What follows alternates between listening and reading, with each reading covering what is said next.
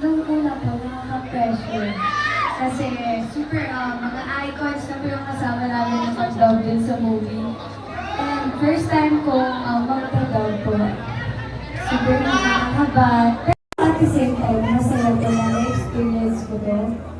And bagay na bagay po siya sa mga mommies na panoorin itong movie na to. Kasi lahat ng bawat linya sa movie na to is tatagos talaga sa puso. And maraming realization dito sa movie na to, especially sa family.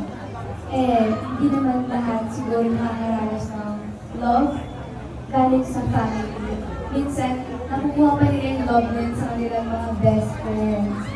Yes, so super madaming realization, madaming aral. Kaya, huwag naman yung kalimutan na panoorin ang film name dahil super Bukas worth na. it. Bukas na po ito!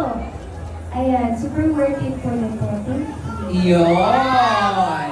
Nabanggit din yan.